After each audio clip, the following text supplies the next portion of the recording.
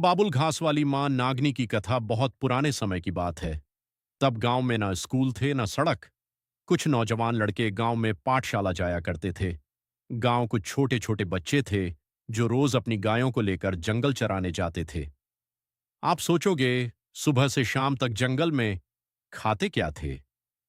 मजे की बात यह थी कि उनमें से एक बच्चा बिना खाना खाए जाता था, जिसकी सौतेली माँ उसे पेट भर खाना नहीं देती और फिर भी एकदम तंदुरुस्त और खुश रहता था।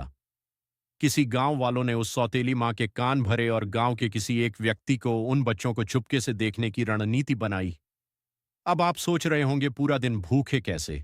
क्योंकि जंगल में उन्हें एक बहुत ही सुंदर रहस्यमयी कन्या मिलती थी। वो कन्या रोज अपने हाथों से उन बच्चों को खाना खिलाती थी। बच्चे पेट भरकर खाते, खेलते और शाम को घर लौट आते। बीच गलती धीरे धीरे ये बात गांव में फैल गई। गांव वालों को बड़ा अजीब लगा। एक दिन गांव के एक आदमी ने ठान लिया कि वो सच पता करके रहेगा। अगले दिन वो छुपकर बच्चों का पीछा करने लगा। जंगल में जाकर उसने अपनी आंखों से देखा, सच में एक दिव्य कन्या बच्चों को बैठाकर खाना खिला रही थी।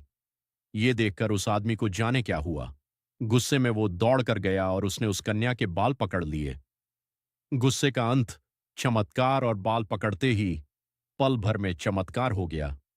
कन्या की थाली में रखा सारा स्वादिष्ट भोजन गोमल में बदल गया और वो कन्या वहीं देखते देखते गायब हो गई।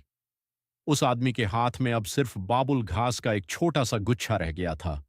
वो डर के मारे कांपने लगा। उसने वो घास वहीं पास के एक पत्थर पर रख दी और पाश्चात्य करके चला गया। बाबुल या बाबलू आमतौर पर स्थानीय भाषा में इस्तेमाल किया जाता ये एक घास का नाम है। इसे भबर या बाबुल घास, यूलालियोप्सिस पिनाटा भी कहा जाता है। यह उत्तराखंड और हिमालयी क्षेत्रों में उगने वाली एक मजबूत और रेशेदार घास है। पुराने जमाने में उत्तरकाशी में भी इसका ही पुल हुआ करता था, जिससे लोग गंगा मैया को पार करते थे। आज भी उस पत्थर पर बाबुल घास का वो गुच्छा आज भी ज्यों का त्यों है, जो कि पोगरिया होड़ नामक स्थान पर मौजूद है। उस पत्थर का आकार भी कुछ अलग ही, जो सीधा खाड़ हुआ है। हम भी उसके ऊपर कभी नहीं चढ़े, क्योंकि हमारे दादाजी माना करते थे कि यहाँ माता रानी का पत्थर है। जब हम भी वहां अपने दादाजी के साथ अपनी गाय चराया करते थे, तब गांव के बुजुर्ग बताते हैं, वो कोई मामूली कन्या नहीं थी। वो स्वयं मां नागनी थीं, जो बच्चों का रूप धरकर उनकी भूख मिटाने आती थीं। अगर कहानी अच्छी लगी तो शेयर करें। इसका कुछ अंश दूसरी कहानी में बताऊंगा। तब तक के लिए जय नांगनी माता की।